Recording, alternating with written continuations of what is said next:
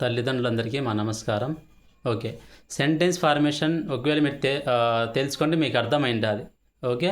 మనం చెప్పిన విషయాలలో ఎంతవరకు వాస్తవం ఉంది అనేది. నెక్స్ట్ వన్, మనం పిల్లల్ని